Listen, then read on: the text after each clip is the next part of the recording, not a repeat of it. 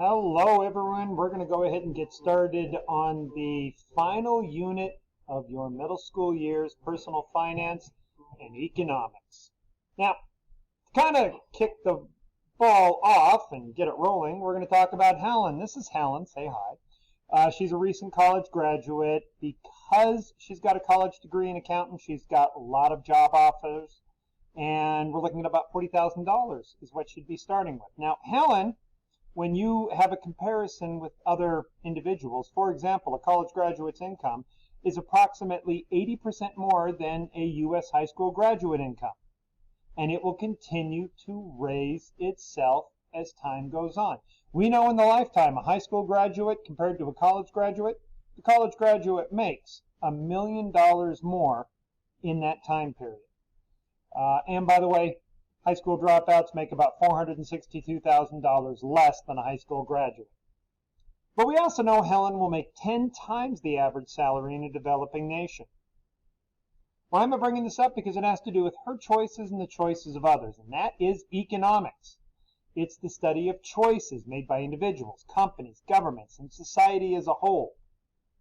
Now, the idea of choices comes from the idea of scarcity. Now, we know that you cannot have an unlimited amount of anything you want. There are limits on those available resources. And because there are limits, economics is about looking for the biggest bang for the buck, the most benefit from those scarce resources. That means to get more of one choice, you have to give up another alternative. Now, we call that opportunity cost. So if I want to pass a test, I want to study for 2 hours tonight. There is an opportunity cost. I'm losing my free time. The benefits for me outweigh the loss of the free time, but my next best alternative was to sit around and play video games. The choice that I made was to actually study. The value of the best alternative that's given up when you make a choice is opportunity cost. What are you giving up? So let's look at vehicles. We know that a new car is more expensive. That's what you're giving up, additional cash. But the benefit is you get the latest style. It tends to last longer. Now, if you want to save money, a used car makes more sense, but it is less reliable. Opportunity cost. What do I feel like giving up? That's what I'm looking at. Computer purchases versus space missions. So when we look at 380,000 computers that we could buy in a year, and we'd also have enough money for 4 space missions. Now, if I want more space missions, I have to sacrifice something. The opportunity cost is 80,000 computers. Now, there's attainable and unattainable. Like we said, there's scarcity. You don't have infinite cash. So we only have so much money for so many opportunities in space missions and computers. And to determine that, the first thing we look at is needs versus wants. A need is something that you have to have. A want is something that you desire, but your life doesn't necessarily rely on it. And in class, we went over some of this. Of course, food is clearly a need. All right? Candy, for the most part, is clearly a want. A lot of this takes place in markets. Amazon is a market. It's an online market. Walmart is a market. The vending machine is a market. It's a place where buyers and sellers actually do business.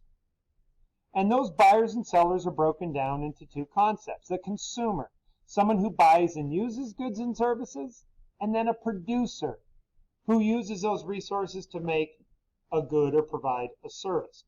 And there's actually a third component to this basic economic puzzle, and it's called an entrepreneur. And some pictures right here from Mark Cuban all the way to Bill Gates and Elon Musk. It's a person who creatively operates a business. They take risks, but they find a new way of doing business, and when it succeeds, well, you've got a bunch of billionaires up on the screen right there. Those are entrepreneurs. It has an impact on our economy. The most important concept, and we did a lesson in class last week on this, is supply and demand. Remember, the supply is the quantity that a producer, someone who makes stuff, wants to sell. A demand is how much of that commodity that consumers, the customers, are demanding. Now, the price level is indirectly proportional. I gave an example of my wife wanting a Wii about 15 years ago. It's a gaming console. It was high demand, there was low supply. I had to go on eBay. I spent another $250 to buy a Wii for my wife. Low supply and high demand will always equal a high price. High supply of something, low demand, you get the dollar store. We didn't spend a whole lot of time on this. This wasn't part of your notes, but you do need to know some basic rules. One, people always act on the basis of self-interest. We can motivate people to work by paying them. You want better performance? Give them better pay, for example. People make informed decisions.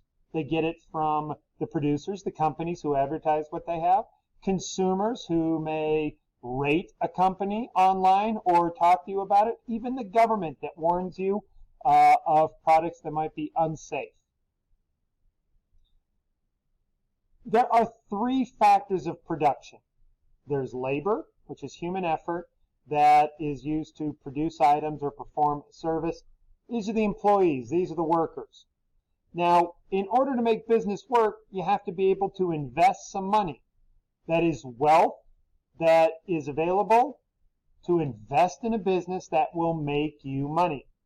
And then the third area is, of course, those natural resources, the land, so to speak. Things created by acts of nature, they're used to produce items like wood, gold, crops. All of those are components in different things. Gold is a component of jewelry. It's also a component in many computers.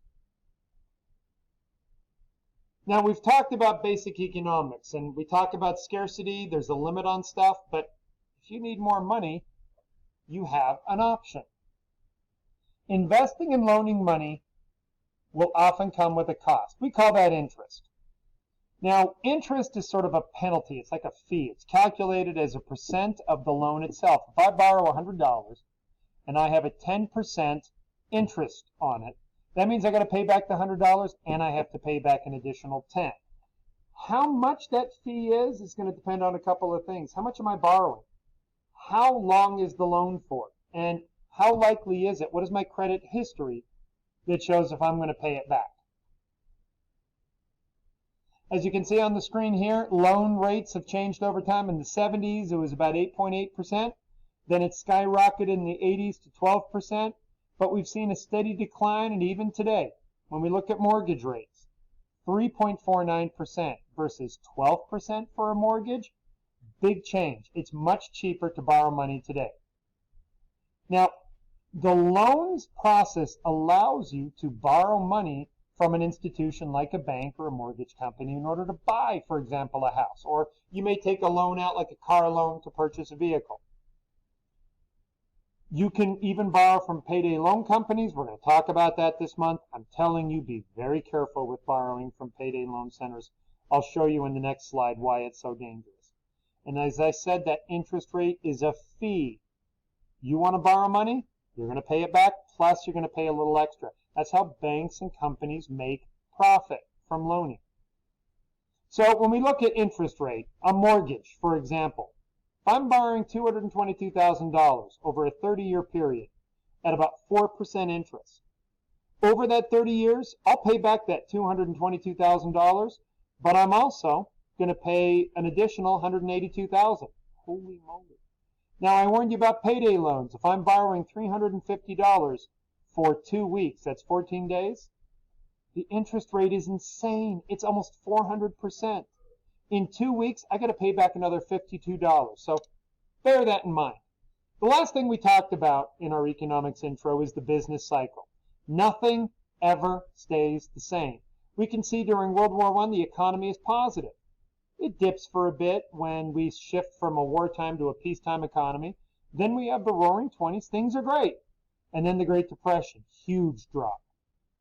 World War II, gigantic increase. Drop, increase, drop, increase, drop, increase, drop. You're seeing that there's a pattern here. We call that growth and shrinking process the business cycle.